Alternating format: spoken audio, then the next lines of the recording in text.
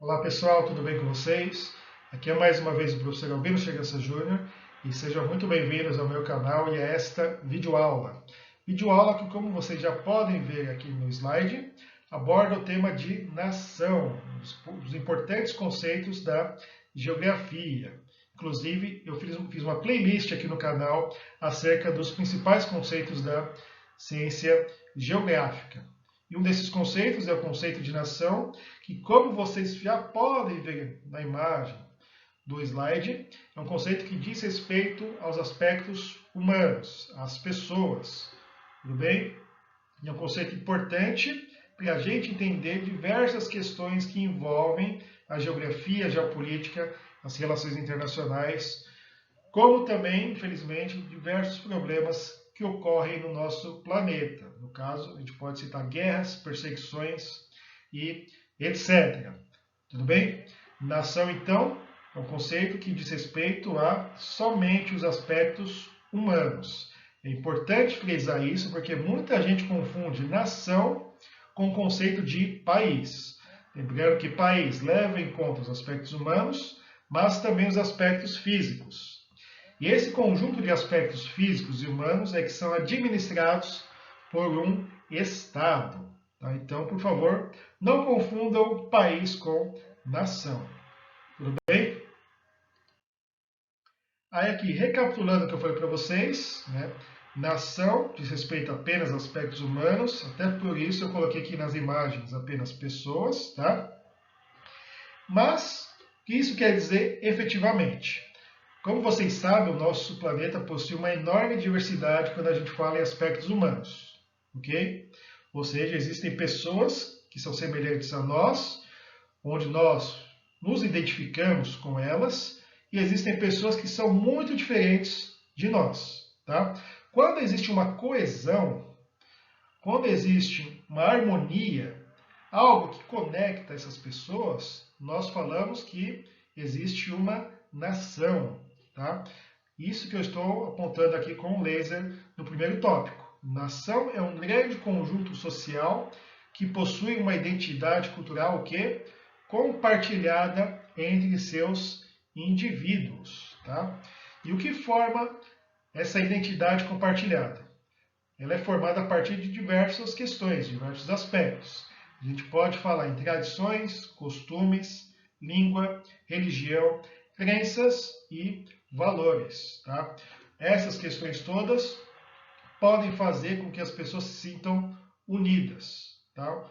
Aí, nesse caso, a gente está falando em um senso de pertencimento e de relativa união. Tudo bem? Por exemplo, quando a gente fala no Brasil, nosso país enorme, tanto do ponto de vista de tamanho como do ponto de vista de população, tem algo que une as pessoas. No caso, a gente pode citar, por exemplo, a língua portuguesa. Tá? E outros povos também são formados, essa coesão é formada a partir desses elementos que formam essa sensação de pertencimento. Ok? Então, vocês têm que entender que nação não é apenas um conjunto social. É um conjunto social que possui uma identidade cultural compartilhada entre seus indivíduos. Recapitulando, identidade essa que pode ser construída a partir dessas questões que eu apontei no segundo tópico: tradições, costumes, língua, religião, crenças e valores. Tá? Que, por sua vez, vão dar, além dessa identidade, um senso de pertencimento e de relativa união. Tudo bem? Aí algo importante que vocês têm que entender é que nem toda nação, nem todo povo que tem essa coesão tem um Estado que a represente. Tá? No passado, durante muitos anos, os judeus, tá, não tinham um Estado próprio. Isso acabou em 1948 com a criação, com a volta, melhor dizendo, do Estado de Israel. Só que hoje em dia ainda existem nações sem Estado. Aqui eu coloquei duas imagens que representam isso que eu estou falando para vocês. Aqui, bandeiras do Tibete, tá? Que é uma região da China onde o seu povo possui aspectos bem diferentes do restante do povo chinês. Até por isso existe um movimento separatista muito forte no Tibete, tá? Tibete, que é uma região da China, mais próxima da Índia, do Paquistão, uma região mais a oeste. Lembrando que a maior parte da população chinesa vive no leste, ok? E no caso de uma nação sem Estado, a gente tem que citar, obviamente, do povo curdo, tá? Que forma o chamado Kurdistão. Só que no caso não existe um Estado, um país chamado de Kurdistão, ok? Eles desejam formar oficialmente esse país. É uma questão bem mais complexa que o Tibete, porque o povo curdo está espalhado em diversos países, em diversos estados, tá? Então, quem nunca ouviu falar do povo curdo, pode pesquisar no Google, que uma hora ou outra eles sempre são mencionados, por exemplo, na grande mídia. Tá? Povo esse que sofre muita perseguição em alguns países onde eles estão estabelecidos. Tá? Então é importante que vocês tenham essa noção, essa ciência que existem nações sem Estado, porque isso é um dos motivos que fazem, por exemplo, que existam as guerras civis. Existem os movimentos separatistas, existem diversos protestos, perseguições e etc. Tá? Então, vocês têm que saber muito bem dessa realidade. E falando em curdos, tá? Aqui tem um mapa que mostra a localização dessa nação que não tem um Estado próprio. Vocês podem ver aqui que os curdos estão localizados em diversos países. Tá? Muitos na Turquia, também na Síria, no Iraque, no Irã e também uma pequena parte na Armênia. Tá? Inclusive, na Turquia, eles sofrem muitas perseguições por conta do governo de Erdogan, certo? Então, só para que vocês tenham uma noção que esse povo curdo está localizado, né, em diversas nações. Aí uma questão bem complexa é que se a gente imaginar que esse povo um dia possa ter o seu próprio Estado, tá? Aí, no caso, diversos outros países vão perder território. Tá? Então, a gente está falando em 1, 2, 3, 4, 5 países deveriam ceder, tá? Para que isso pudesse ocorrer, partes dos seus territórios para a formação de um Estado curdo. Então, é uma questão bem complexa. Tá?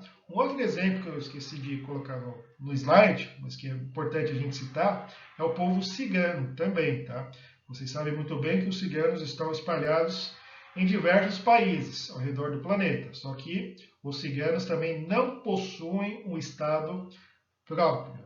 Tá? Então, mais um povo, mais uma nação que vocês podem pesquisar também para estudar mais. Tudo bem? E para finalizar a aula de hoje, vocês têm que entender também que um Estado apenas pode abrigar diversas nações, com ou sem consentimento. Tudo bem? O que vocês têm que entender é isso. Um Estado, que é o órgão que administra, tá? Uma região controlada, que a gente chama de território, pode, ao mesmo tempo, controlar, administrar a vida de diversos povos, ou seja, de diversas nações, tudo bem? Isso ocorreu no passado e ocorre, inclusive, na atualidade. No passado, dois exemplos famosos, a União Soviética, tá? Que abrigava a Rússia, a Ucrânia, Bielorrússia, Lituânia, Letônia, Estônia, Geórgia, Azerbaijão, Armênia, países da Ásia Central, melhor dizendo, Cazaquistão, Uzbequistão, Turcomenistão, etc. Tá? E também a gente tinha a antiga Iugoslávia, tá? Que abrigava a atual Sérvia, Croácia, Bósnia e Herzegovina, Eslovênia, Macedônia do Norte, região da Montenegro, tá? Então, diversas nações, diversos povos estavam sob o guarda-chuva também da antiga Iugoslávia, tá? Só que a partir de um tempo começaram a ter muitos conflitos entre esses povos que estavam sob o mesmo estado, aí consequentemente a Iugoslávia deixou de existir, tá? Só que na atualidade, vocês podem ver aqui a bandeira do Reino Unido, nós temos esse exemplo, tá? O Reino Unido é um estado apenas que abriga 4 nações, tá?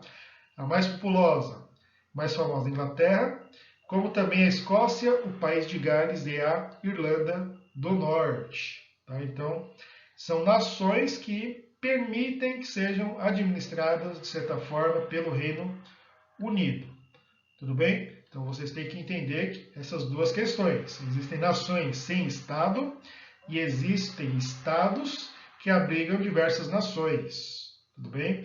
Tanto na atualidade como também no passado. Certo? Muito bem. Então, espero que vocês tenham compreendido esse importante conceito e bons estudos a todos e tchau, tchau.